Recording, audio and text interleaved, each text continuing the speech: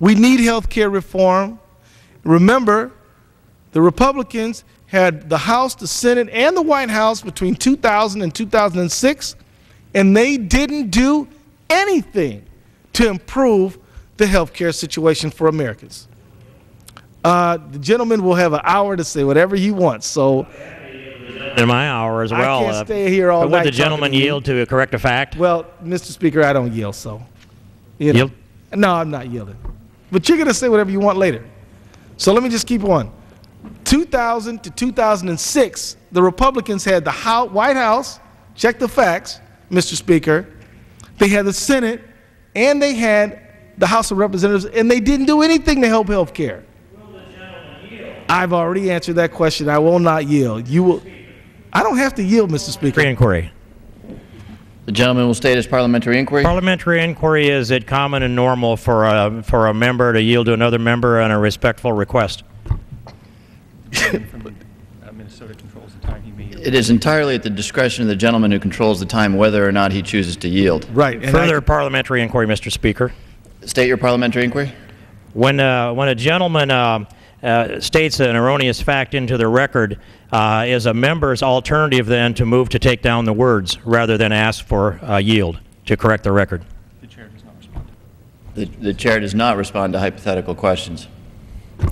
Mr. Speaker, I will concede this moment for now. Does the gentleman have a point of order or some other cause to interrupt the Mr. Speaker, I'd have a point of order if we didn't have members in bed right now, so I'll concede this point right now and yield back. Well, the gentleman from Minnesota may proceed. Let me just say for the third time, from 2000 to 2006, the Republicans had the presidency, they had the House of Representatives and the Senate, and they didn't do anything to help Americans improve the health care situation. They didn't do a thing. They allowed premiums to increase. They allowed co-pays to increase. They allowed people to be denied for pre-existing conditions. They allowed misery to accumulate around the health care crisis in America. They allowed the numbers of the uninsured to increase, and they allowed a very difficult, awful situation. So now we got upwards of 45 million people who don't have health care, and while the Republicans could have done something about it, they did not do anything about it. Now, in a few minutes, Mr. Speaker, I'm going to yield. And in a few minutes, I'm sure my friend from Iowa is going to have plenty to say. But I would like, Mr. Speaker, that anyone listening to the sound of my voice examine the facts I just laid out, because they are true.